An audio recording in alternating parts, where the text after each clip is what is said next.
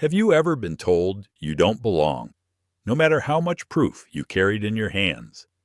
Imagine sitting in a seat you paid for, ticket in hand, only to be ordered out because of the color of your skin. That's exactly what happened to a 17-year-old boy on Skylux Airlines, his only crime being the black son of a CEO. In that moment, he had a choice: lash out in anger or hold on to his dignity while the world watched. He chose calm. But what if it were you?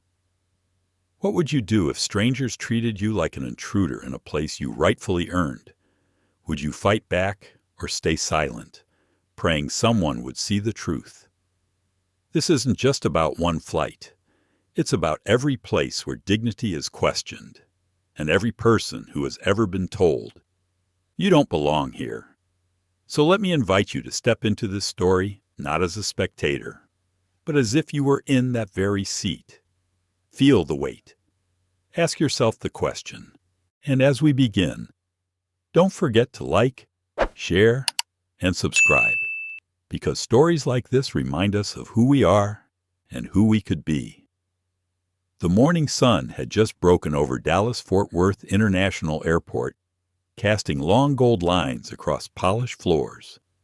It was a Saturday, one of those restless travel days when the air buzzed with rolling suitcases, the smell of Starbucks espresso, and gate announcements echoing from every corner. Among the crowd stood Elias Carter Jr., a 17-year-old with a slim frame, a calm demeanor, and a paperback novel tucked under his arm. He wasn't dressed like the other first-class passengers who strutted through the terminal in tailored blazers or designer shoes. Elias wore a gray hoodie, faded jeans, and a pair of well-worn sneakers. His backpack sagged a little on one shoulder. To the casual eye, he could have been any teenager heading to college visits or a weekend tournament. But Elias wasn't just any passenger.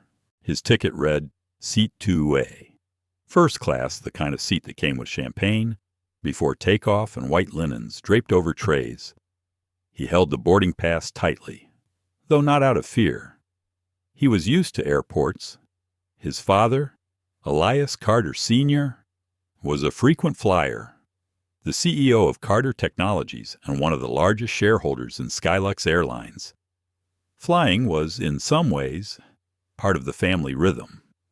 Still, traveling alone for the first time gave Elias a flutter in his stomach, a mix of independence and the slightest unease. He made his way down the jet bridge, listening to the shuffle of footsteps behind him.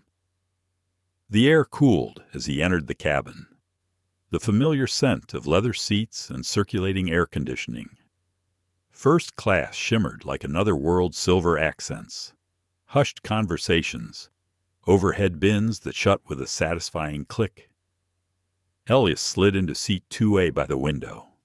He placed his backpack carefully at his feet, pulled out his book, and let out a quiet sigh. Through the oval window, he could see luggage handlers moving like ants beneath the wing.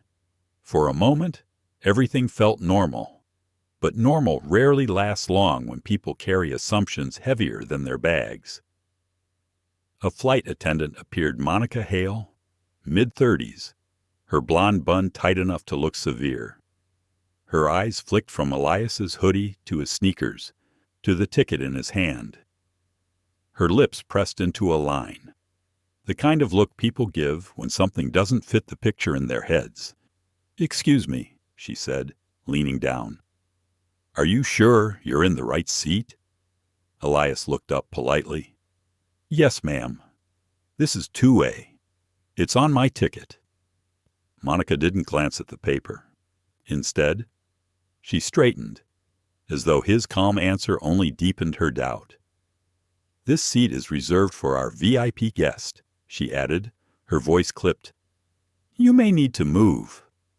The words hung in the air like static. Elias's chest tightened, but his voice stayed steady. "I think there's a mistake. I checked in at the gate. This is my assigned seat." He extended the boarding pass. his fingers trembling just enough to betray the sting he felt inside. Passengers in nearby seats shifted, eyes darting over the top of magazines. Some smirked, some frowned. Most stayed silent, the silence that too often accompanies injustice. Before Monica could respond, another presence loomed. Bradley Stone, the cabin supervisor, broad-shouldered and brisk, stopped at the aisle. Monica shot him a glance, and he took in Elias with the same skeptical tilt of the head. "What's going on here?" Bradley asked. "This young man's in 2A, Monica said. "But 2A belongs to our VIP. Bradley's eyes narrowed. He didn't ask for Elias's ticket. He didn't check the manifest. He just leaned down, his voice low and sharp. "Don't make this harder than it needs to be. Gather your things." Elias looked around. Every second felt longer. The hum of the plane deepening the tension. His boarding pass was still in his handproof, undeniable, but ignored. He thought of his father's words whenever he faced moments like this. Stay calm. Let the truth carry you, even when the world won't. So Elias breathed, steady but firm. "Sir, this is my seat. I have the boarding pass to prove it." Bradley's jaw tightened. "We'll see about that." And with that, the air inside the cabin shifted. The stage was set. A confrontation was no longer a possibility, it was inevitable. Bradley's words still hung in the cabin like a weight pressing against Elias's chest.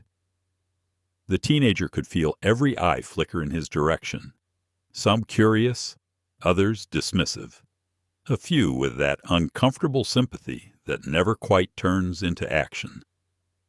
The hum of the engines hadn't yet started, but the silence inside felt louder than any takeoff. Elias took another breath, the way his father had taught him when pressure mounted. Always breathe first. Calm gives you clarity. He held out his boarding pass again, this time toward Bradley. "Please, check it. It says seat 2A. That's me." Bradley didn't reach for it. Instead, his eyes shifted down the aisle, as if waiting for someone else to appear, and someone did. The clack of heels echoed against the floor, crisp and deliberate. A woman stepped into first class, her perfume arriving seconds before her voice, Victoria Langford. She was in her early 50s, wearing a pearl necklace and a navy blazer that spoke of both wealth and habit. She carried herself like the cabin was hers, every row a hallway in her private home.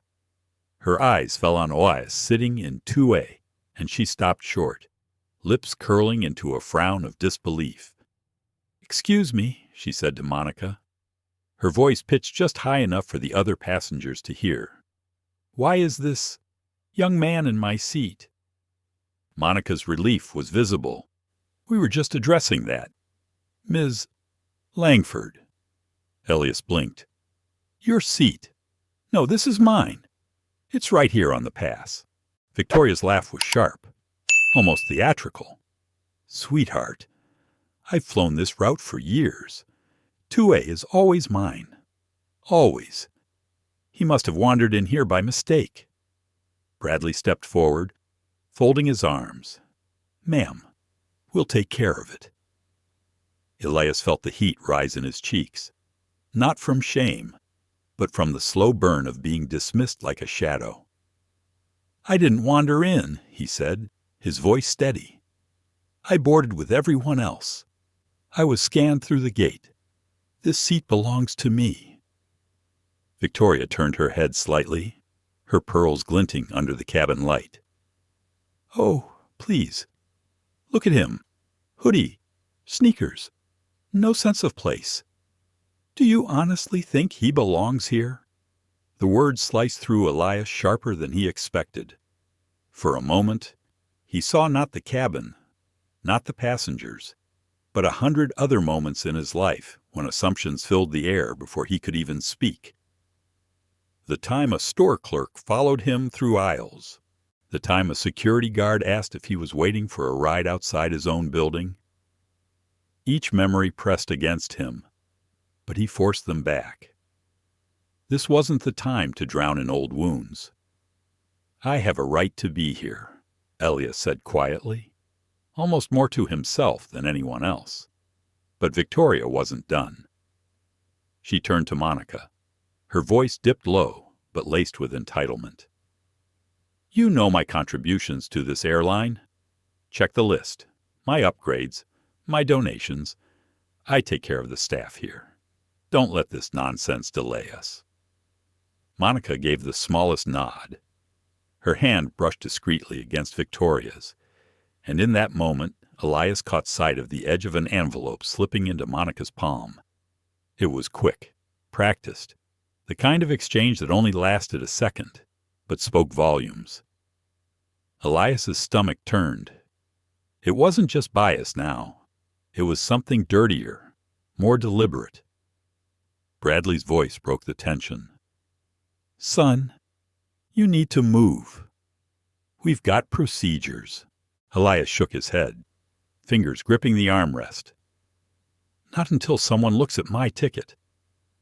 "Don't make this harder," Bradley said again, louder this time. His tone wasn't a request. It was a warning. Passengers shifted, some pretending to scroll their phones, others frozen in the awkward theater of witnessing.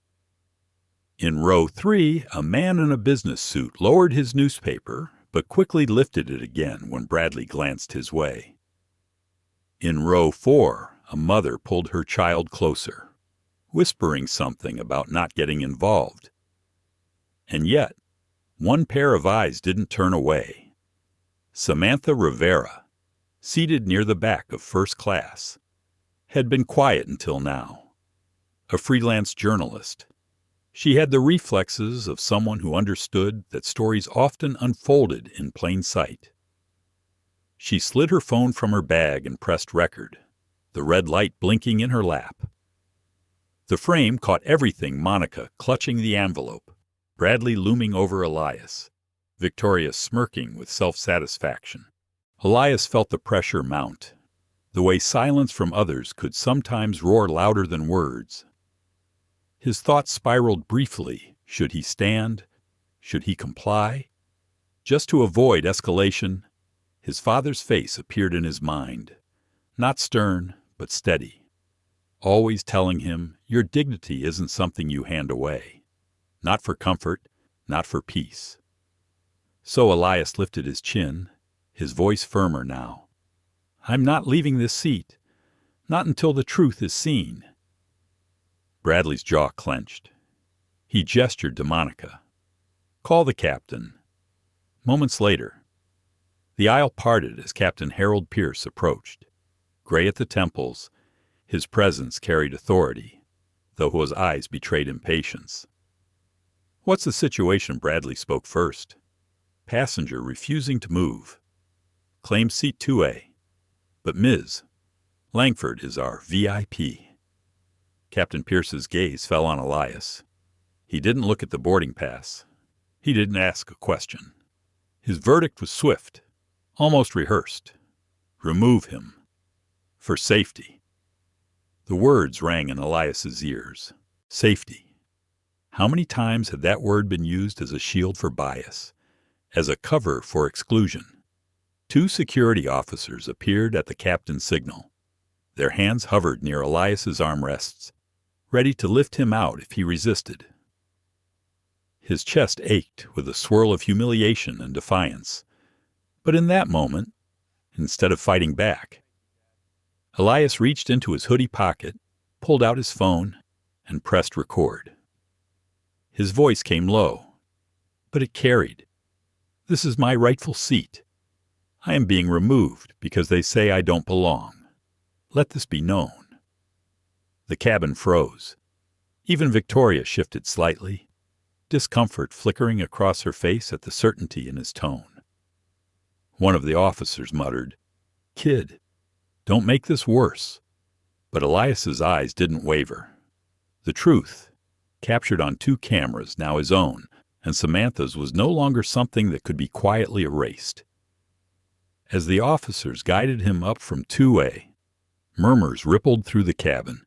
A few passengers finally whispered, "That didn't look right." Someone else pulled out their phone. The silence was breaking, small fractures spreading across the wall of indifference.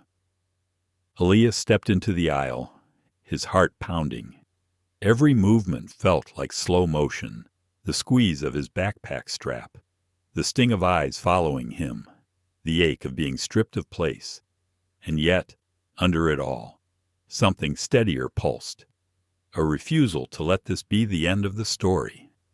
Because deep down, Elias knew the truth always finds its way out. And this time, the world was already watching. The moment Elias stepped into the aisle, guided firmly by the two security officers, the weight of humiliation settled over him like a heavy coat. The eyes of strangers pressed into his back. Some glanced away quickly, pretending not to see, while others stared openly as if watching a scene they'd long expected but didn't dare interrupt. He clutched his backpack to his chest, every step toward the front of the cabin echoing louder than the wheels of the rolling carts. Captain Harold Pierce stood with arms crossed, a wall of authority unmoved by reason. Bradley Stone shadowed him, his smirk faint but present, like a man convinced the system would back him no matter what. Monica Hale stayed near Victoria Langford, who leaned back comfortably in her seat, pearls glinting as she scrolled casually through her phone. To her, it seemed the problem had been solved, but not everyone was silent. Near row 5, a man in a gray suit muttered just loud enough to carry, "Doesn't seem right." His words died quickly under the hush of his wife's hand on his arm. A woman 2 rows back clutched her pearls and whispered, "Let's not get involved." The bystander effect pulsed through the cabin. Many saw. Few acted. Elias's phone still recorded, tucked low in his hand, the screen glowing faintly. Each step forward burned into memory. His breath came measured, not frantic. Inside, his thoughts wrestled. Should I have argued more? Should I have yelled no? They would have twisted it, said I was a threat. Staying calm is the only weapon I have. The officers guided him out through the narrow doorway of the plane, into the bright, sterile gate area.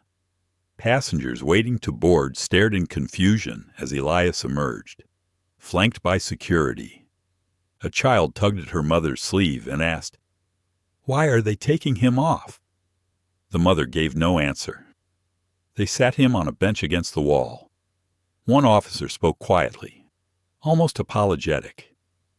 "Kid, just wait here. They'll sort it out." Elias nodded, though his jaw was tight. He scrolled back on his phone, confirming the recording had captured his words, his seat, the ticket in his hand.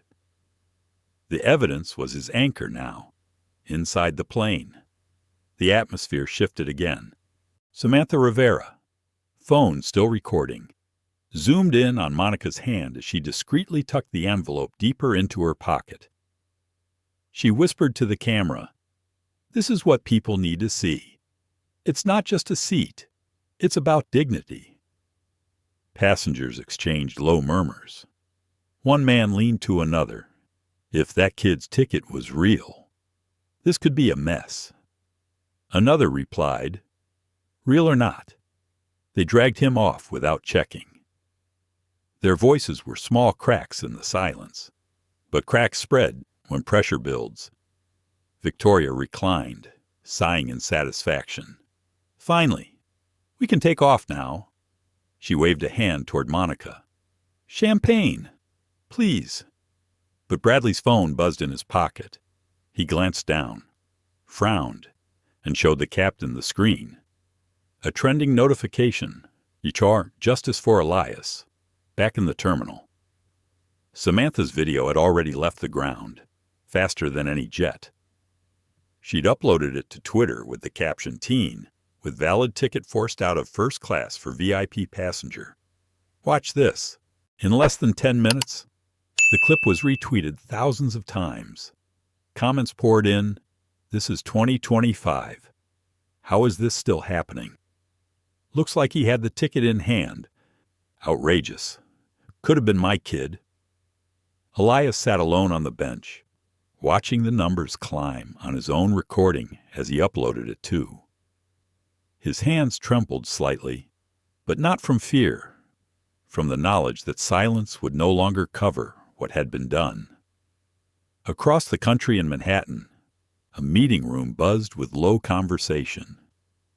Elias Carter Sr., tall, broad-shouldered, with streaks of gray at his temples, stood at the head of a polished oak table. Executives of Carter Technologies waited for him to begin the presentation, but his phone vibrated, and as he glanced down, the world shifted. The headline read, "Black Teen Dragged from Skylux First-Class Seat Viral Video." His eyes scanned the clip, and his breath caught when the frame settled on his son's face. Elias Jr., calm but cornered, saying the words that cut through the chaos. "This is my rightful seat." The room blurred. His executives asked questions, but he didn't answer. He only said, "Suspend the meeting. I need a flight update now." As his staff cleared out, he pressed call after call Skylux HQ, his own advisors, his legal team. The weight of two roles pressed on him, father and shareholder, and in that moment, father won. Back in Dallas, the gate area was no longer calm. More passengers had begun pulling out their phones, murmuring about the video spreading online. A young man with a baseball cap approached Elias quietly. "Hey, man, I saw it. I reposted it. You're trending everywhere." Elias gave a small nod. His chest was tight, but a glimmer of something stirred vindication. Perhaps, though fragile. Inside the cabin, Monica poured Victoria her champagne, but her hands shook slightly. Bradley's phone buzzed again and again. Captain Pierce grew impatient. "Are we cleared to push back?" Bradley hesitated. "Sir, we may have a problem." The intercom crackled as the gate agent's voice came through. "Captain, we've been asked to hold. Headquarters wants confirmation on a passenger removal." Pierce scowled. "Since when does HQ interfere with cabin authority?" Bradley didn't answer. His phone showed a screen filled with angry comments, links to news outlets already picking up the story. And outside, Elias sat quietly, his phone buzzing with messages from friends, from strangers, from accounts with blue check marks. Words of support scrolled endlessly. Still, he thought of his father. Does he know? Will he be disappointed? Or will he understand? I tried to stand my ground. He closed his eyes for a moment, hearing again his father's voice. "Stay calm. Let the truth carry you." Truth was already in motion, faster than he could have imagined. What started as humiliation in a narrow aisle was now fuel for a storm no one could control. By the time Skylux flight attendants were attempting to calm restless passengers and gate agents whispered nervously into their radios, the video of Elias Jr. had been seen by more than 1 million people. Outrage swept across timelines and news tickers. Local Dallas stations broke into regular programming with clips of the teenager's calm words, "This is my rightful seat." National anchors framed it with terms like racial bias and abuse of authority. The name Skylux was suddenly synonymous with disgrace. At that same moment, Elias Carter Sr. strode through the private terminal of LaGuardia Airport, his personal security detail moving quickly to keep pace. His usual calm demeanor was replaced with a storm beneath the surface. He had cut short the board meeting and ordered his jet prepared within minutes. Every step toward the plane was driven by a single purpose: his son's dignity had been violated. And nothing, not contracts, not shareholders, not even Skylux's towering reputation would shield those responsible. On the flight to Dallas, his phone never stopped buzzing. Advisors updated him on the stock market Skylux shares plunging 8% in under an hour. Civil rights attorneys called, offering to represent Elias Jr. Pro athletes and artists tweeted solidarity, but Elias Sr. barely acknowledged them. He sat quietly by the window, staring at the clouds, replaying the video again and again. His son's steady voice pierced him more deeply than any angry shout could. The boy had chosen calm. He had chosen dignity. When the jet landed, local reporters were already swarming the terminal. Elias Sr., tall in a Navy suit, ignored shouted questions and walked with deliberate calm through the crowd. His presence alone commanded silence. At the Skylux gate, he found his son seated on the same bench, surrounded now by supporters, journalists, and curious onlookers. Elias Jr. rose as his father approached, eyes moist but chin high. They embraced briefly, firm, wordless, more than father and son, more than CEO and heir. Then Elias Sr. turned to the cameras. "My name is Elias Carter," he said, his voice measured but resonant. "I am the majority shareholder of Skylux Airlines, and I am the father of the young man who was removed from his rightful seat today." Gas rippled through the crowd. Gate agents froze. Bradley Stone, who had stepped out into the terminal to check the commotion, went pale. "This is not simply a story about one seat," Carter continued. "This is about dignity, about fairness, about whether we accept humiliation as standard practice in the skies. My son did nothing wrong. He was calm, respectful, and prepared, yet he was dragged from his seat so someone else could sit in comfort. That ends today." Reporters jostled, capturing every word. The live stream counter spiked hundreds of thousands, then millions watching. Elias Sr. raised his phone, showing the same video the world had already seen. "You've watched this injustice unfold. Now watch what accountability looks like." He gestured to a nearby assistant, who handed him a slim leather folder. Inside were documents already prepared by his legal team, mid-flight notices of termination, board directives, and contractual triggers tied to Skylux governance. As controlling shareholder, I am exercising my authority effective immediately. The staff responsible for this incident are relieved of duty permanently.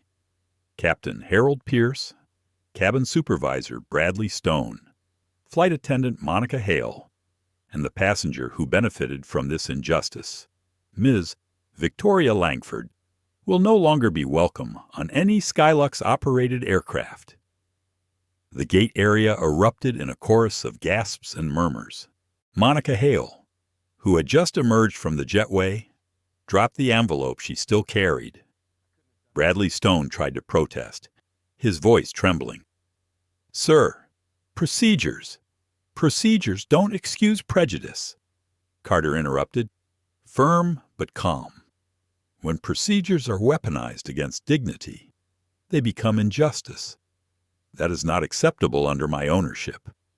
Within minutes, Skylux's communications team, blindsided and scrambling, tried to push back, but the live stream was already outpacing any press release.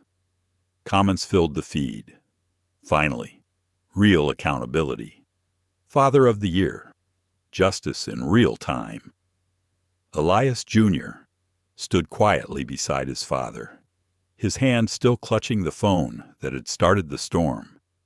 The boy's face carried not only the sting of humiliation, but also the strength of vindication. He whispered, almost to himself, "You came. I'll always come." His father replied, low, but caught by the microphones.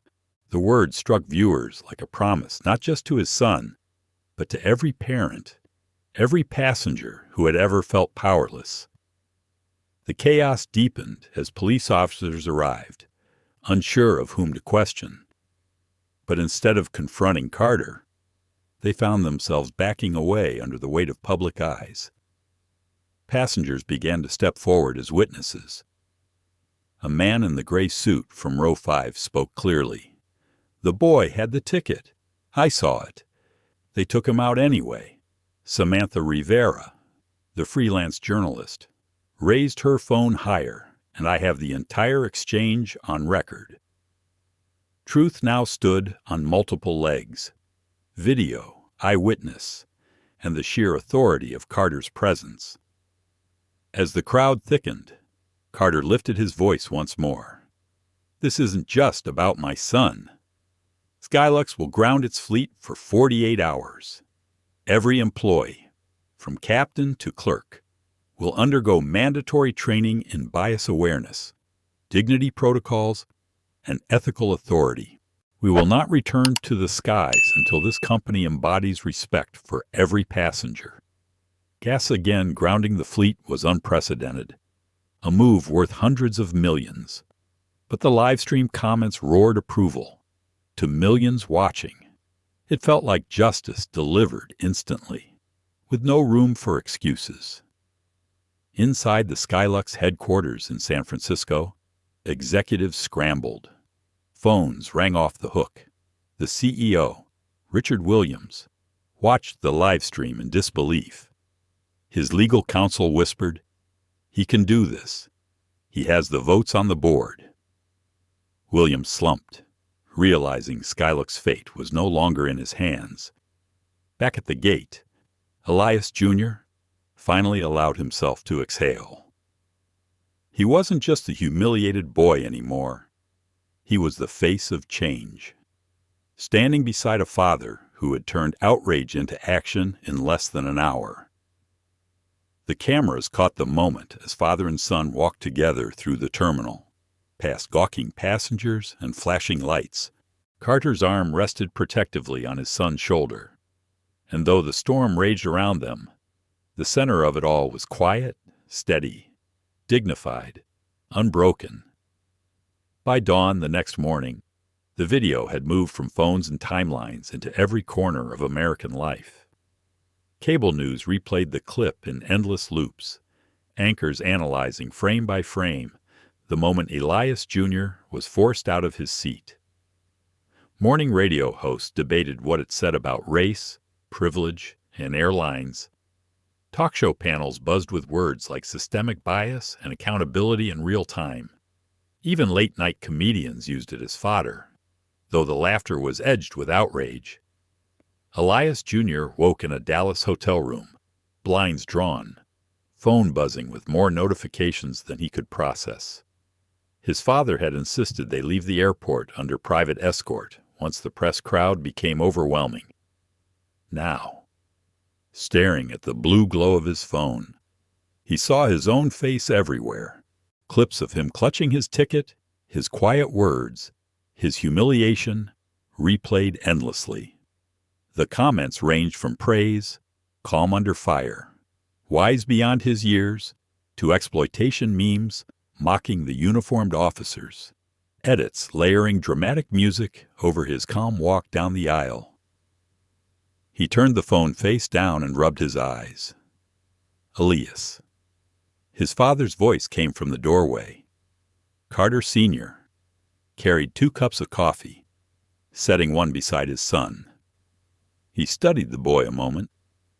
"You haven't slept much. I keep seeing it," Elias admitted, over and over.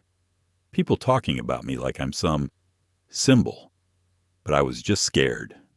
Dad, I didn't know what else to do. Carter Sr. sat across from him, leaning forward. Scared and calm are not opposites. You chose dignity when others wanted you to break. That choice made you strong.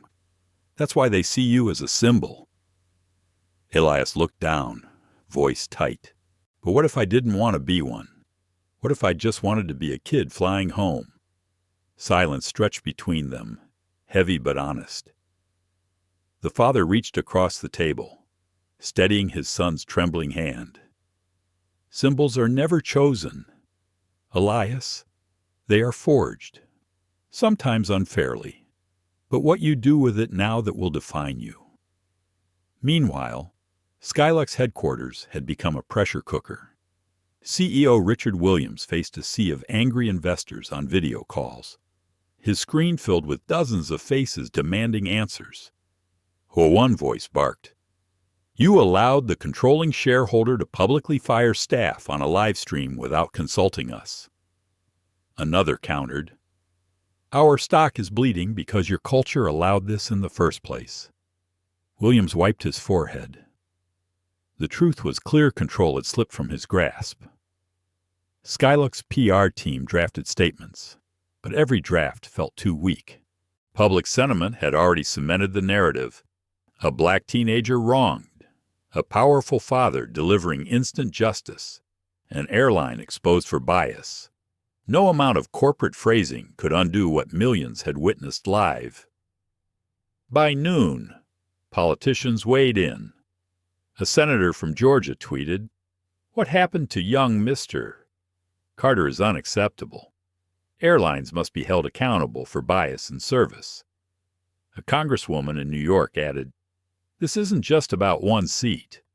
This is about systemic inequity in how black passengers are treated." The White House press secretary, under questioning, acknowledged that transportation equity remains a priority issue. Skylux was no longer facing just a PR storm. It was under political siege. At the Dallas hotel, Carter Sr. prepared for a press conference. He stood before the mirror, tying his tie with deliberate calm. "Today," he told his advisors, "we are not simply addressing Skylux. We are addressing every company that thinks bias can hide behind procedures." When he and Elias Jr. stepped into the ballroom filled with reporters, the cameras erupted in flashes. Carter spoke first. "Yesterday, my son was humiliated. Today, our family chooses not just to seek apology, but to demand transformation." He laid out his directives of 48-hour grounding, mandatory training, new oversight committees, transparency in complaints, but then he shifted, his tone softening. "My son is 17. He should not have to carry the weight of this conversation. Yet here he is, thrust into it. Elias, would you like to say something?" The room hushed. Elias Jr. stepped forward, heart pounding, palms sweaty. He glanced at his father, who gave a small nod. Then he spoke into the microphones. "I didn't want to be a story," he began quietly. "I just wanted to fly home. But when I was told to leave my seat, I thought about what my dad always says. Stay calm. Let truth speak for you. So I tried. And now the whole world has seen it.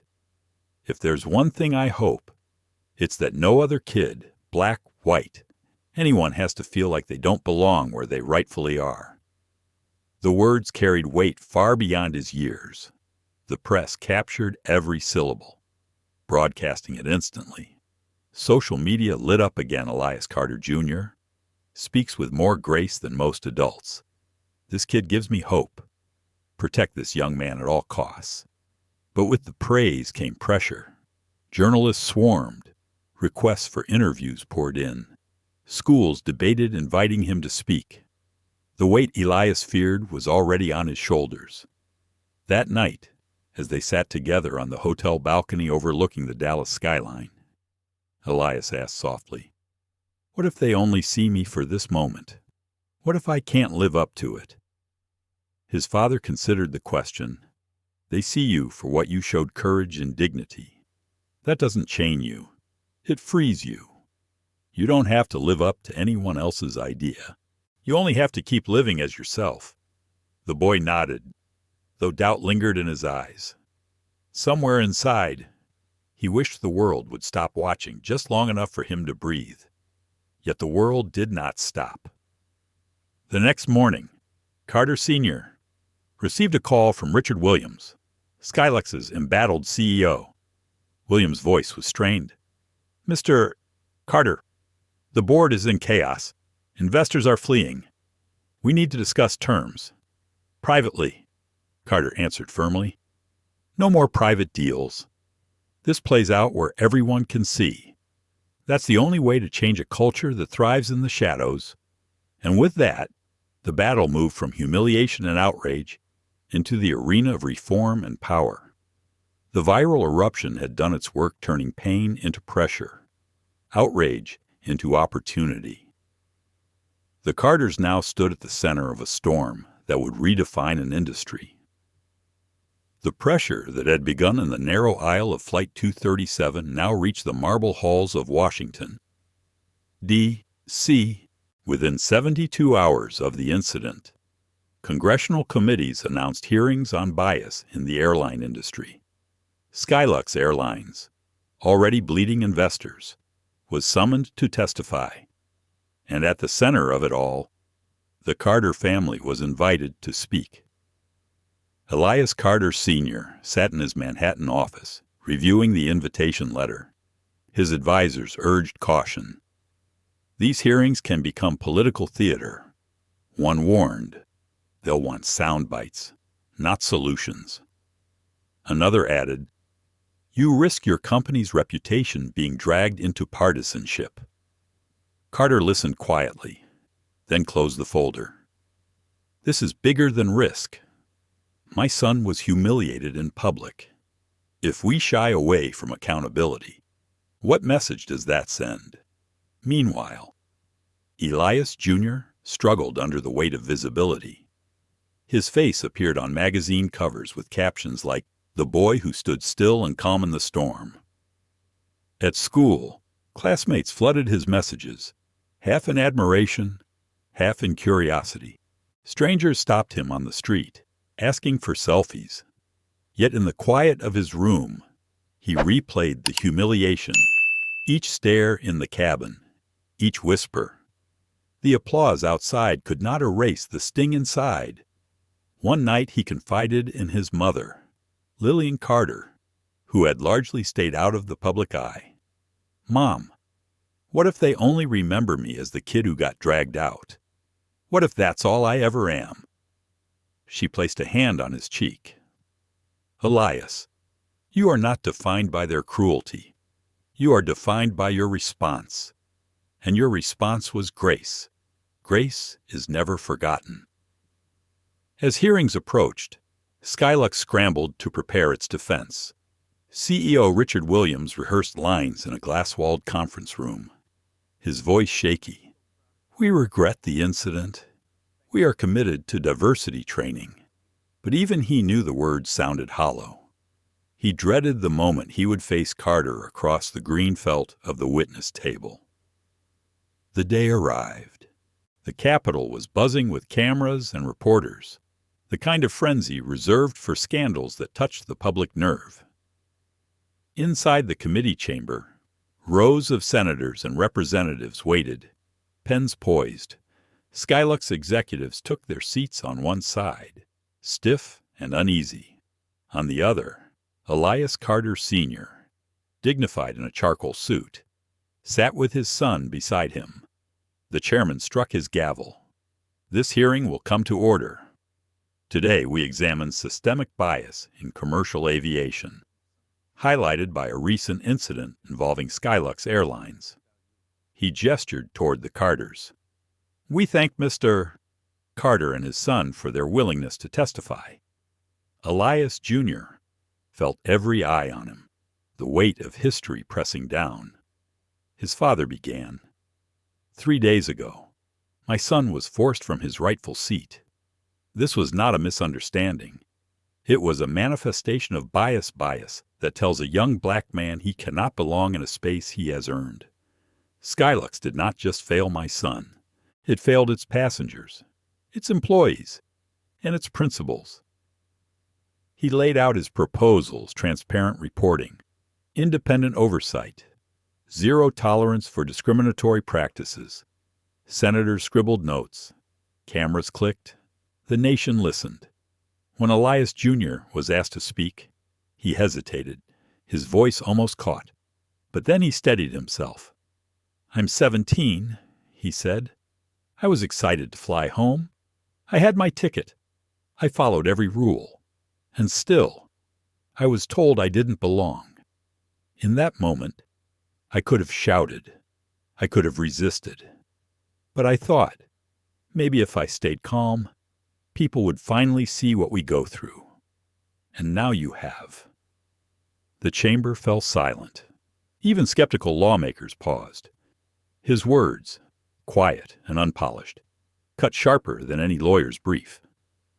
Then came the twist, unexpected and raw. A congressman from Texas leaned forward, his tone sharp. "Mr. Carter, some argue this was less about bias and more about privilege, that your family's wealth allowed you to demand accountability others would never see. How do you respond to those who say you've turned personal insult into spectacle?" Gas rippled through the room. "Elias Jr." His heart pounded. His father's jaw tightened. For a moment, doubt flickered. Was the congressman right? Would people believe they had leveraged power for personal vendetta? Carter Sr. rose slowly from his chair, eyes steady on the congressman. "Privilege did not drag my son from his seat. Prejudice did. The only privilege here is the privilege of truth, witnessed by millions. And if my family's resources amplify that truth so others might finally be heard, then we will use every ounce of it." Applause broke out from the gallery, restrained only by the chairman's gavel. The moment reframed the narrative. This was not spectacle, but leverage turned toward justice. Still, the doubt lingered in Elias Jr.'s mind. That night, back in their hotel, he confessed to his father. What if he's right? What if people think I only matter because of your name? Carter Sr. placed a hand on his son's shoulder. People will always question motives, but the fact remains, you stood with dignity. That's not my name. That's yours. In the days that followed, news outlets dissected the hearing. Commentators replayed the tense exchange with the Texas congressman, praising Carter's retort as the line that shifted the room. Civil rights leaders hailed it as a new chapter in confronting systemic bias. Yet online, the backlash grew too. Trolls mocked Elias Jr., calling him rich kid activist. Memes twisted his calm face into caricature. The boy wrestled with it all. Some nights he lay awake, scrolling through the negativity, wondering if dignity was enough. Other nights, he found solace in messages from strangers, a teacher in Detroit who wrote, "My students watched you and learned what courage looks like." A single mother in Arizona who said, "You gave my son hope that he belongs." Those voices mattered. They planted seeds of purpose, even amid the storm. Back at Skylux headquarters, Richard Williams faced his board again. The congressional spotlight had burned away excuses. Investors demanded change, or they would walk. For the first time, Williams admitted aloud, "We cannot survive without reform." And so the stage was set not just for an airline's reckoning, but for an industry's transformation. The hearing had shaken Skylux to its core, but the work of reform had only begun. In San Francisco headquarters, Richard Williams convened an emergency leadership meeting.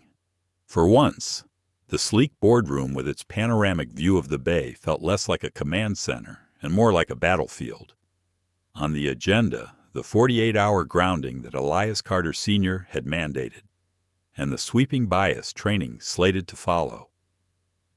An executive named Daniel Klein slammed his fist lightly on the table. "Grounding the fleet costs us nearly $200 million. For what? Because one kid got embarrassed." The words hung heavy in the air.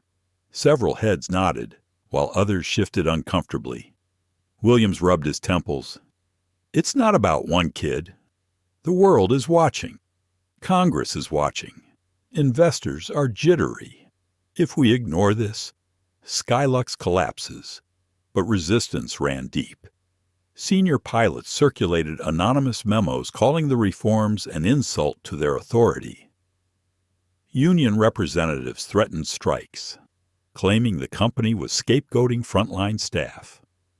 On internal message boards, employees bickered fiercely, some defending the Carters, others calling the entire incident an overreaction. Carter Sr. anticipated this. He arrived at HQ flanked not by lawyers, but by a small team of trainers, community advocates, and data analysts. In the auditorium filled with employees, he spoke plainly. I did not ground this airline to punish you. I did it to reset our compass. Every passenger deserves dignity, and every employee deserves clarity. Bias training isn't punishment. It is armor protection against the blind spots that can cost careers, companies, and lives. Some clapped cautiously. Others folded their arms. Yet his tone carried no threat, only conviction. He unveiled a new oversight office, independent of management, tasked with monitoring complaints in real time. He announced incentives departments with zero bias complaints would receive profit-sharing bonuses. Slowly, skepticism softened into curiosity. While the company wrestled with reform, Elias Jr. fought a battle of his own. The split in public opinion weighed on him. Supporters hailed him as a hero, but detractors painted him as privileged, out of touch, even manipulative. His social media feeds became battlegrounds of praise and hate. One evening, scrolling through endless comments, he froze at a post a classmate had written. Guess money talks. If it were me, no one would care. The words cut deeper than the sneers on the plane. He wondered if his dignity was seen only through the lens of his father's influence. He shut his phone and sat in the dark, doubts spiraling. The next day, Samantha Rivera, the journalist who first uploaded footage, visited him at the hotel. She carried her camera, but kept it off. Elias, can I talk? No recording. He nodded. She leaned forward. I know it feels like the world sees you as a symbol, not a person. But remember, the symbols don't erase the human. They amplify it. People connect to you because they saw themselves in your calm. That's not about your father's money. That's about you. Her words offered a fragile comfort. Still, the internal conflict lingered. He journaled late into the night, writing questions he couldn't answer. What if I fail them? What if they forget I'm just a kid? Meanwhile, within Skylux, cracks widened. A faction of executives plotted to undermine reforms quietly. Leaked emails revealed resentment toward the Carters, with one manager writing, "We can't let outsiders dictate our culture." When the emails surfaced in the press, public fury reignited. Employees who had initially resisted training now demanded accountability from their own leaders. The rebellion turned inward. Carter Sr. seized the moment. In a town hall broadcast company-wide, he read excerpts from the leaked emails aloud. Then he paused, letting silence weigh heavy. Culture, he said finally, is not what we write in manuals. It is what we tolerate in shadows, and I will not tolerate this. The audience erupted in applause, many employees realizing their resistance had been used as cover for prejudice. Still, the battle was not only organizational, it was personal. One afternoon, Elias Jr. sat with his father in the quiet of their suite. "Dad," he whispered, "what if I can't carry this? What if they expect me to keep being strong?" But I'm not Carter Sr. Looked at his son for a long moment. Strength isn't about never faltering. It's about rising again after you falter. You don't need to carry this alone. You only need to walk it, one step at a time, and I'll be beside you." The boy nodded slowly, tears threatening but unshed. The reassurance did not erase the burden, but it gave him space to breathe. In the weeks that followed, Skylux resumed flights under new protocols. Flight attendants wore badges reading "Dignity First." Passenger feedback apps were redesigned to flag bias in real time. Slowly, passenger confidence ticked upward. Skeptics still grumbled, but the narrative shifted from scandal to change. Yet Elias Jr. knew the story wasn't over. Every camera pointed at him reminded him of both the humiliation he had endured and the responsibility he hadn't chosen. Each time he stepped into an airport, whispers followed, some supportive, some hostile. The storm had not passed. It had simply changed form. And within Skylux, though reforms advanced, pockets of quiet resentment remained. Like embers waiting for wind, the company was no longer collapsing, but it was far from healed. For father and son, the path ahead was uncharted, an uneasy mix of progress and pushback, hope and doubt. They had forced open the door to change, but keeping it open would demand more than authority. It would demand resilience, vision, and the courage to stand firm even when the world itself seemed split down the middle. News travels fast in America, but when outrage crosses oceans, it transforms into something larger. Within weeks of the Skylux scandal, international passengers began sharing their own stories. A Nigerian businessman posted about being downgraded despite paying for first class on a European carrier. A Brazilian woman shared how her mixed-race son had been questioned about his ticket 3 times on a flight from Sao Paulo to Madrid. Hashtags in multiple languages emerged. "Oh, flying while black." "Dignity in the skies." "Justice for all passengers." Elias Jr. scrolled through them late one night, overwhelmed by how far his humiliation had traveled.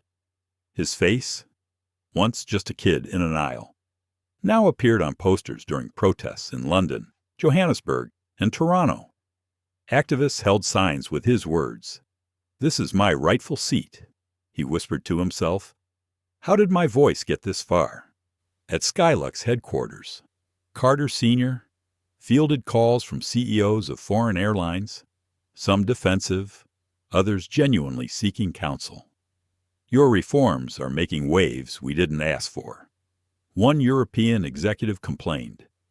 "Now passengers demand we adopt the same protocols." Carter's reply was calm. "Then do it. Dignity doesn't stop at borders." International media clamored for Elias Jr. to speak. Invitations poured in from conferences, summits, and television networks.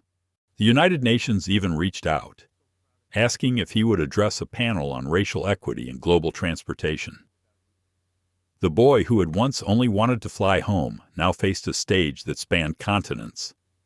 But inside, Elias wrestled. He confessed to Samantha Rivera one evening as they walked through Central Park, away from cameras. "They want me to be something I'm not, a leader, a spokesperson. But I'm just 17. I haven't lived enough to tell the world how to fix itself." Samantha listened quietly, then said, "Sometimes the world doesn't need you to have all the answers. Sometimes it just needs you to be honest. Your honesty is what they believe in." His father echoed similar words at dinner. "Elias, history doesn't wait for permission. It puts us where we're needed. You don't have to lead the whole fight. Just step where your dignity takes you. Others will follow." The United Nations event loomed, and Elias debated whether to accept. Social media swirled with speculation. Will he speak globally? Will he decline and retreat? The weight was suffocating. On the night before the decision, he sat at his desk, staring at 2 drafts, one of a speech, one of a letter declining. His hand shook as he flipped between them. Meanwhile, Skylux faced international scrutiny of its partnerships. Airlines in Europe and Asia distanced themselves, announcing reviews of joint agreements. Stock analysts warned of global fallout. Richard Williams, under mounting pressure, called Carter Sr. privately. If this keeps spreading, Skylux may not survive. Do you want to be the man who broke aviation? Carter's reply was steady. I'd rather be the man who fixed it. The next morning, Elias Jr. made his decision. He stood before cameras in a modest press room. I didn't choose this spotlight, but since it's here, I will use it. I will speak at the United Nations, not because I have every solution, but because every passenger deserves to belong where they are. If my voice can help, then I won't stay silent. The announcement electrified supporters worldwide. Hashtags surged again. International leaders praised his courage. Yet with the praise came new waves of criticism. Pundits accused the Carters of exploiting victimhood for global fame. Skeptics framed the movement as American arrogance imposed on other cultures. Elias felt the sting of those words. But when he walked past the mirror and saw his reflection's steady eyes, calm jawline, he reminded himself, I didn't start this for fame. I started this by standing still. At the UN Assembly Hall in New York, rows of delegates from every continent filled the chamber. Flags lined the walls. The scale dwarfed Elias, who sat nervously at the edge of the stage, palms sweating. His father squeezed his shoulder before stepping back. Samantha stood nearby, camera ready. When his name was called, Elias walked to the podium. He took a long breath, glanced at the crowd, then began. My name is Elias Carter. 3 weeks ago, I was told to give up my seat on a plane. I was told I didn't belong. Millions of you saw it happen. But what I learned since is this. It's not just my story. It's the story of countless people in countless countries who have been told they don't belong. I am 17 years old, and I don't have all the answers. But I know this: we all deserve dignity in the skies, and dignity has no borders. The chamber erupted in applause, louder than he expected.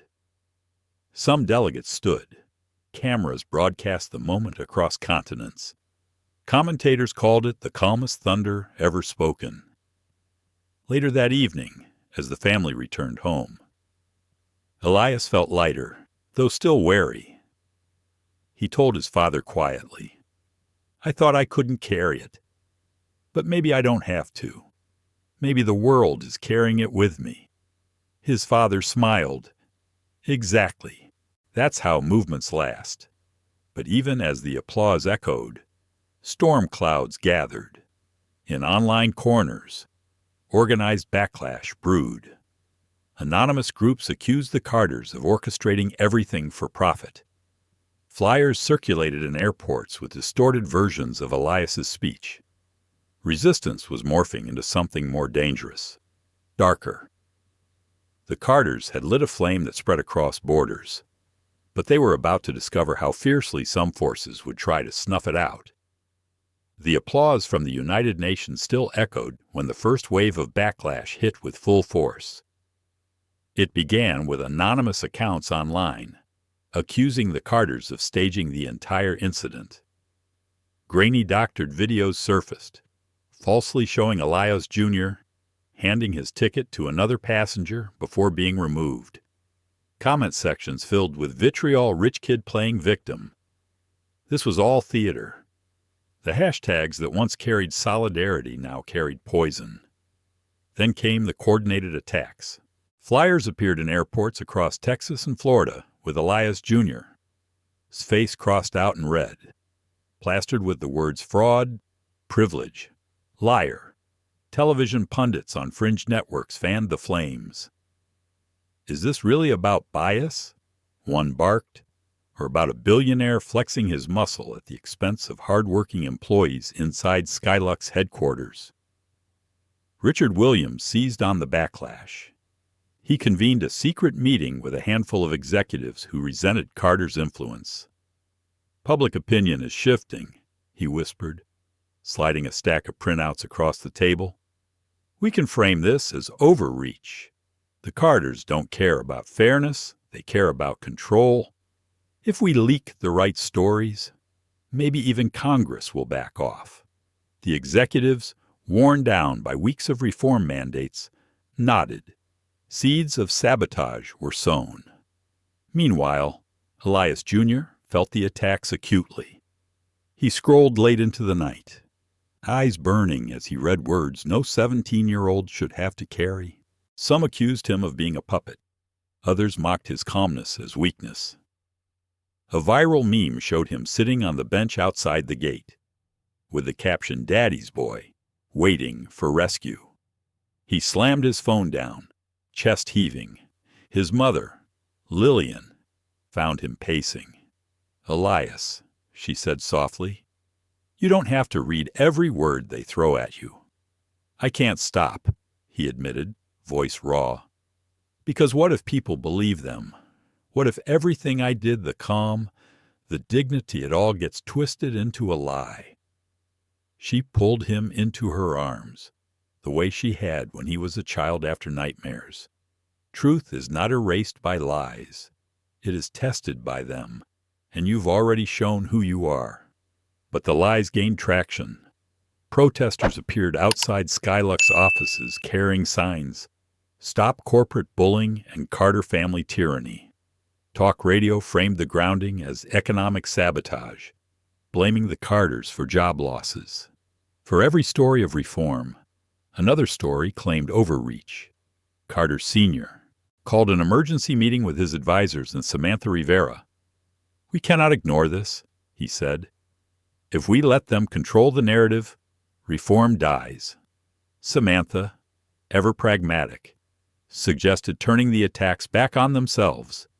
"Expose the machinery," she said. "Show the world these aren't grassroots voices. They're coordinated campaigns, funded to smear you." Carter Sr. agreed, commissioning independent analysts to trace the origins of the backlash. Within days, evidence emerged a PR firm linked to rival airlines, with ties to extremist groups, was behind much of the noise. Still, the damage was real. Elias Jr. found himself invited less for interviews and more for debates, where hosts pitted him against hostile commentators. After one particularly heated segment, where a pundit sneered, "You're just your father's shield," Elias walked off set, trembling. "I can't do this," he muttered. "They don't want to hear me. They want to break me." That night, on the balcony overlooking the Hudson River, his father joined him. "Son," Carter Sr. said quietly, "storms reveal who we are. You don't owe anyone endless strength, but you owe yourself not to let lies define you." Elias stared at the city lights. What if I'm not enough? What if I can't carry it anymore? His father's gaze was steady. "Then let me carry it for you until you can again. That's what family is." The next day, Carter Sr. held a press conference not in a boardroom, but in front of a Skylux maintenance hangar, surrounded by mechanics and flight attendants. He revealed the findings on the smear campaign, showing receipts, contracts, and digital forensics. "This backlash is not the voice of the people," he declared. "It is the voice of fear that dignity will upend the status quo. But dignity will not be silenced." The hangar erupted in applause from employees who had felt demoralized but now saw the fight clearly. News outlets reported the expose widely, with headlines like "Carter Family Strikes Back Backlash Exposed as Orchestrated." Public opinion began to tilt again, though scars remained. Yet even as truth regained ground, darker threats emerged. Anonymous emails arrived in Elias Jr.'s inbox, chilling messages warning him to stay silent or pay the price. Security was tightened around the family. For the first time since the incident, Elias Jr. felt not just humiliated, not just overwhelmed, but unsafe. Samantha pulled him aside one evening. "You have every right to step back," she said gently. "Let your father fight this part. Protect your peace." But Elias shook his head slowly. "If I step back now, they win. They want me silent, and I can't let silence be the answer." The decision hardened something inside him. He began drafting his own statement, not scripted by advisors, not filtered through his father, but his own raw words. He would not let the backlash define him. He would define himself. As he wrote late into the night, pen scratching against paper, a quiet strength returned, not the strength of symbols or movements, but the strength of a young man refusing to be erased. The morning Elias Jr. released his statement, the city was still half asleep. He had stayed up most of the night rewriting, discarding sentences, starting again. This was not about pleasing advisors or scoring points against critics. It was about saying aloud what had burned inside him since that humiliating day on Flight 227. At exactly 8 years, he pressed publish on his video. The recording was simple. No flashy graphics, no stage background, just Elias Jr. sitting in his bedroom, the morning light spilling through the blinds, casting stripes across his face. His voice trembled at first, but steadied as he went on. "My name is Elias Carter, Jr. I was the young man removed from his seat on Skylux Airlines. I didn't plan to become a symbol. I didn't want to go viral. All I wanted was to fly to Boston for a summer program. Instead, I was told my seat didn't belong to me, that I didn't belong in it." He paused, eyes lowering. "When I stayed calm, people said I was weak. When I spoke softly, they said I was a puppet. But here's the truth. Dignity is not weakness. Calm is not surrender. And silence is not the absence of strength. Sometimes it is the deepest form of it." He leaned closer, his words growing more deliberate. "This isn't just about me, or my father, or a corporation.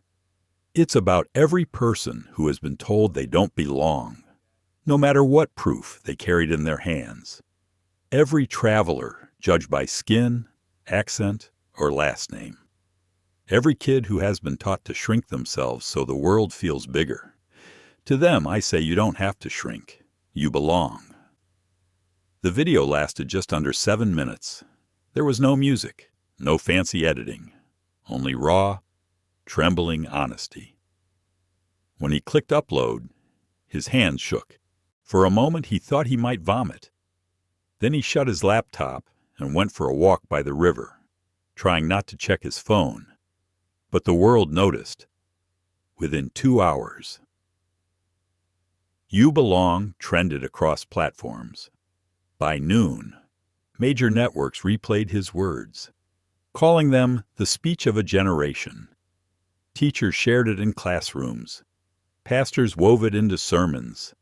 Activists called it a modern letter from Birmingham, written by a teenager.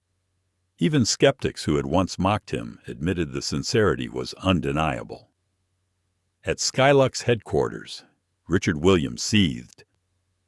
He slammed his office door, barking at Daniel Klein. "He's turning this into a movement again." We had them doubting. Now we're back to square one. Klein shifted uneasily. Maybe we underestimated him. People like authenticity. Richard. It's hard to smear a kid just speaking from his heart.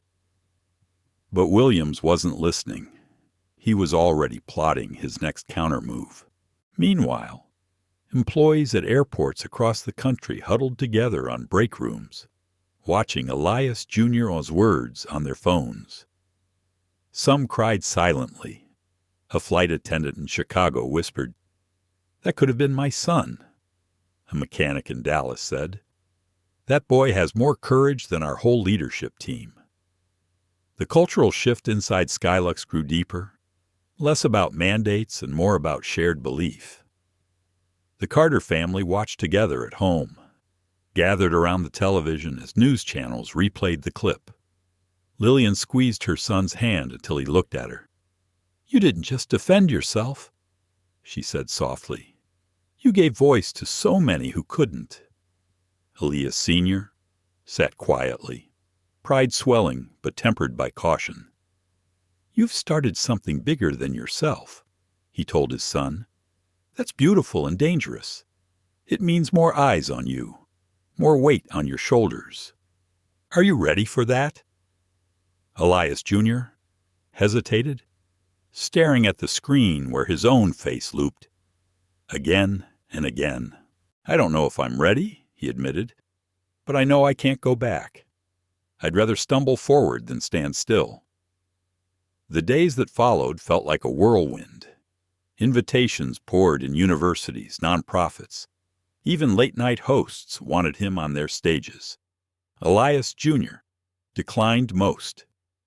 He wasn't chasing celebrity. He only agreed to a few appearances that centered on dignity and youth voices. One of them was a town hall in Atlanta, where hundreds of students packed into a gymnasium to hear him speak. On stage, his nervousness showed sweaty palms, stuttered starts, but the crowd leaned in, hanging on his every word. When he finished, a young girl about 12 stood up and said, "They told me I couldn't audition for theater because there were no roles for girls like me. But when I saw your video, I decided to audition anyway. I got the part." The applause shook the gym.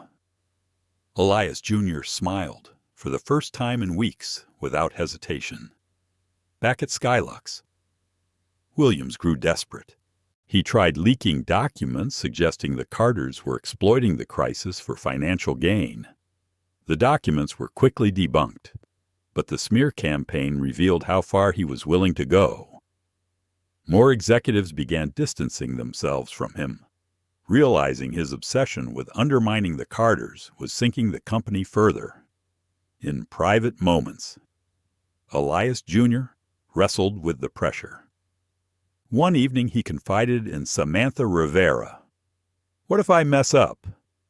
What if I say the wrong thing and all this crumbles?" Samantha leaned back, thoughtful. "Movements don't survive because leaders are perfect. They survive because leaders are human, and they keep going even when they stumble. People aren't following you for flawless words. They're following you because you were humiliated, and instead of breaking, you chose dignity. That's rare. That's what they trust."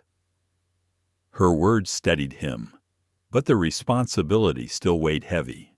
He sometimes dreamed of simpler days, when the biggest worry was a high school math test. But when he remembered the faces of those who reached out, students, workers, parents, he knew he couldn't walk away. The turning point came 2 weeks later at a congressional hearing on airline accountability. Carter Sr. was slated to testify, but at the last moment, he asked his son to join him. "You don't have to speak," he whispered. "Just sit beside me. Let them see you're not a symbol, not a puppet. You're real." Elias Jr. sat beside his father under the harsh lights, cameras flashing. At first he stayed quiet as lawmakers grilled his father, but when one congressman sneered, "Isn't this just another case of privilege, your son expecting special treatment?" something inside Elias snapped. He leaned forward, microphone trembling before him. "With respect, sir," he said, voice steady. "My privilege didn't protect me that day. My ticket didn't protect me. My name didn't protect me. All I had was calm. and even that was treated like weakness. If what happened to me can happen in first class, imagine what happens to people with no platform at all. This isn't about me being privileged. It's about dignity being denied to anyone, anywhere. The chamber fell silent. Even the congressman shifted uncomfortably. Cameras captured the moment, and by evening, the clip spread like wildfire. Commentators called it a generational clapback, and the moment the conversation turned. When the hearing ended, father and son walked out together into the flashing lights of reporters. Elias Sr. glanced at his son with quiet awe. "You didn't just sit beside me," he murmured. "You carried the room." And for the first time since that terrible day, Elias Jr. felt not just like a passenger forced from his seat, but like a young man finally taking one. The night after the congressional hearing, while praise poured in from across the country, Richard Williams sat in his penthouse with a glass of whiskey shaking in his hand. The hearing had been a disaster. The Carters had walked out triumphant. The boy hailed as a truth-teller, and Richard left with only shadows. His phone buzzed. "Daniel Klein again." "You have to stop," Klein urged. "Every attack makes them stronger. Walk away before you burn everything." But Richard's voice was hoarse with fury. "I will not be remembered as the man who lost this airline to a teenager's pity party." He hung up and stared out at the skyline. The city lights blurred, rage distorting his vision. In that moment, desperation tipped into obsession. By morning, an anonymous dossier began circulating among media outlets. It accused the Carters of insider trading, of manipulating Skylux stock during the crisis, of funneling money into offshore accounts. Though the documents were fabricated, they looked authentic enough to spark headlines. Are the Carters profiting from the chaos? Talk shows asked. For 48 hours, the smear took hold. News anchors debated whether the family's wealth undermined their moral authority. Trolls returned, sneering that Elias Jr.'s calmness was just a PR stunt from a dynasty protecting its billions. Inside the Carter household, tension snapped like a taut wire. Lillian slammed a newspaper onto the counter. "This is filth, pure lies. How much more will they throw at us?" Elias Sr. rubbed his temples. "As much as it takes to break us. They're trying to drown the truth in mud." Elias Jr. listened quietly, but inside, turmoil churned. He had just found his voice, only to be buried under accusations he couldn't refute alone. That night, he stared at his reflection in the mirror, whispering, "What if they're right? Not about the money, but about me. What if I'm just a face in a machine I don't control?" His father found him pacing, fists clenched. "You don't believe them, do you?" Carter Sr. asked. "I don't," Elias admitted, "but I'm scared others will.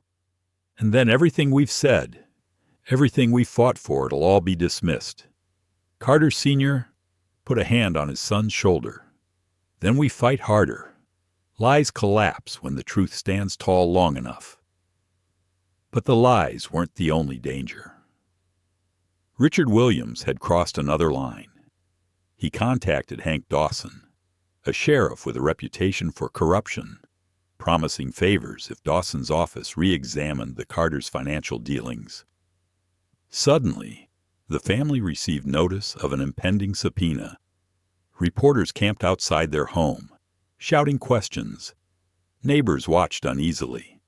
Security around the family tightened. Private guards monitored the house. Lillian's once simple grocery trips now required escorts. Elias Jr. was advised to suspend public appearances, but he resisted. "If I hide, they win," he insisted, though fear gnawed at him with every step outside. At Skylux headquarters, Williams grew reckless. He called an emergency board meeting, slamming his hand on the table.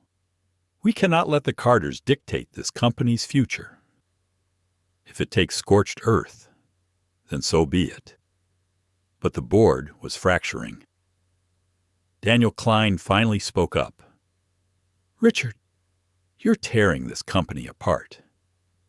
We joined to build something, not to destroy it. If you keep this up, you won't just lose the Carters, you'll lose Skylux itself. Murmurs of agreement spread around the table. Williams glared at them, chest heaving. Then you're all cowards.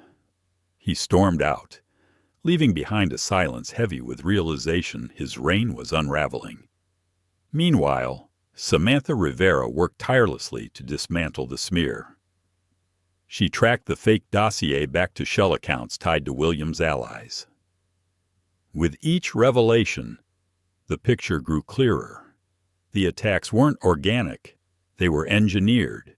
She presented her findings to the Carters late one evening. This isn't just about saving your reputation, she explained.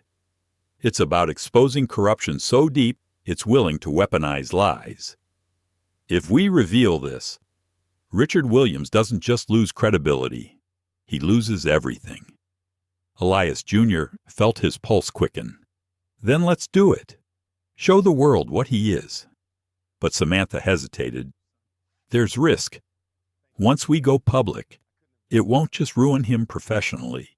It may make him dangerous. People like Williams don't fade quietly. That night, sleep eluded the Carter family. Lillian lay awake, listening to the hum of security vehicles outside. Carter Sr. drafted statements, then ripped them up. Elias Jr. stared at his phone, the glow illuminating his weary face. He thought about the thousands of messages from strangers' people thanking him, sharing their own wounds. That connection steadied him. We can't let fear write the ending, he whispered to himself. The next morning, they struck at a press conference streamed worldwide. Samantha and Carter Sr. unveiled the evidence. Side-by-side screenshots showed the fake documents' metadata linking back to accounts associated with Williams' office. Payment records exposed PR firms hired to push lies. The smear was no longer speculation. It was documented sabotage. Gas filled the room. Reporters shouted questions. Carter Sr. stood tall, voice resolute. This was never about one family. It was about silencing dignity. Today we say clearly dignity cannot be silenced. The fallout was immediate. Major networks ran exposés on Williams' corruption. Shareholders called for his resignation. Employees whispered in hallways, relieved to see truth finally shining through. But Williams was not finished. Cornered, furious, he doubled down. He issued a fiery statement calling the evidence manufactured theater, vowing to defend Skylux from opportunists. Behind closed doors, he gathered his dwindling circle of loyalists. If they want war, he growled, we'll give them war. And so, the stage was set. The Carters had truth on their side, but Williams had desperation, and desperation can be unpredictable. The morning of the reckoning began not with fire, but with quiet. Rain streaked across the windows of the Carter residence, a steady rhythm against the glass. Inside, the family gathered in silence. Lillian poured coffee without a word. Elias Sr. reviewed notes on his tablet. Elias Jr. traced circles on the edge of the dining table, his mind racing. Today was the emergency shareholder meeting of Skylux Airlines, the day truth would either take root or be buried under Richard Williams' fury. As they drove through Manhattan, protesters lined the streets outside Skylux headquarters. But unlike weeks earlier, the signs now carried messages of solidarity, dignity over fear, we belong. The You Belong slogan, painted in bold strokes on banners, fluttered in the rain. Some of the protesters were airline employees in uniforms. Others were families with children. When the Carters' car pulled up, cheers erupted. Elias Jr. pressed his forehead briefly to the glass, overwhelmed by the sight. "They came," he whispered. Inside the towering glass building, tension throbbed in every hallway. Shareholders, executives, and employees filled the massive atrium, which had been converted into a hall for the meeting. Security was heavy. Reporters swarmed outside, cameras trained on the entrance. Richard Williams arrived minutes later, flanked by his last remaining allies. His face was pale, but his jaw set like stone. He walked as if each step was defiance itself. When he took his seat at the head of the long polished table, opposite the Carters, the room buzzed with anticipation. The chair of the board, an elder statesman named Howard Lewis, struck the gavel. "This emergency meeting has been called to address the allegations of misconduct, the future of leadership, and the survival of Skylux Airlines." Williams wasted no time. He rose, voice booming. "This is nothing more than a hostile takeover disguised as virtue. The Carters have spun a story, manipulated public opinion, and now they want to seize control. But let me remind you, we are an airline, not a charity, and we do not govern ourselves by hashtags." His words drew some applause from loyalists, but scattered murmurs of dissent echoed louder. Carter Sr. stood slowly, measured in his movements. "We are not here because of hashtags. We are here because passengers were humiliated, employees were complicit, and leadership chose to bury the truth instead of confronting it. That is not governance. That is rot, and rot must be cut away before it consumes the whole tree." A ripple moved through the crowd. Williams scoffed. "Rot, you call me rot. I built this airline while you were busy lecturing the world about dignity." Elias Jr. had not planned to speak, but something in his father's words pulled him to his feet. He faced the sea of faces, board members, executives, workers leaning against the back wall. "I didn't ask to be here," he began. His voice carried despite its softness. "I didn't want to be a headline or symbol. But when I was forced out of my seat, I realized this isn't just about airlines. It's about every place where people are told they don't belong. And I have to ask, what kind of company do you want to be? One that humiliates and hides, or one that learns and leads?" The silence that followed was heavy. Even Williams shifted uneasily, his bluster dented by the boy's quiet conviction. Howard Lewis turned to Samantha Rivera. "You've conducted the investigation. Present your findings." Samantha stepped forward, her binder thick with evidence. With calm precision, she detailed the smear campaign, the fake dossiers, the corrupt dealings with Sheriff Dawson, the PR firms paid to manufacture outrage. Each slide projected on the screen tightened the noose. By the end, gas filled the room. The evidence was irrefutable. Williams erupted. "Lies, all lies." He slammed his fist on the table. "You've all been duped." But then Daniel Klein stood. His voice, though tired, carried weight. "Richard, enough. I sat in those meetings. I watched you orchestrate it. This isn't a conspiracy against you. It's the truth catching up." The board erupted in chatter. Some demanded Williams' resignation. Others called for a formal vote. Williams' face twisted with rage. "You'll regret this," he spat, pointing at the Carters. "You think you've won, but you've destroyed this company." Howard Lewis raised the gavel again. "All in favor of removing Richard Williams as CEO of Skylux Airlines." Effective immediately, hands shot up across the room. The count was decisive. The gavel struck. Motion carried. Williams staggered back, pale as the rain-soaked sky outside. Security moved toward him, but he shoved them away, storming out of the hall. His departure felt less like a man leaving and more like a storm cloud breaking apart. What followed was not celebration, but relief. Employees in the back wept quietly. Shareholders whispered about rebuilding trust. For the first time in months, hope flickered. Howard Lewis turned to the Carters. "And what do you propose now?" Carter Sr. spoke carefully.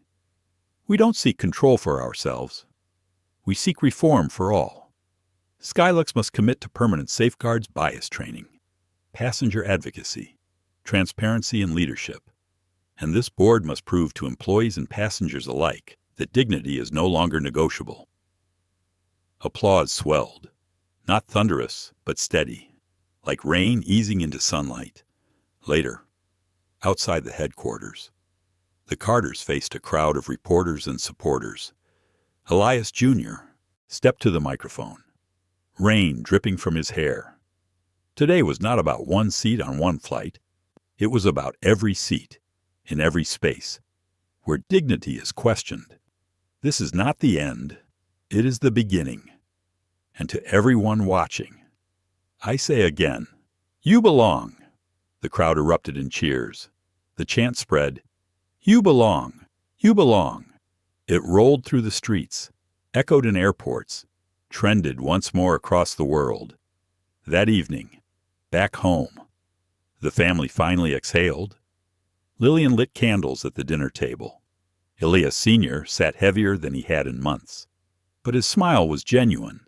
Elias Jr. leaned back, exhaustion and peace mingling in his eyes.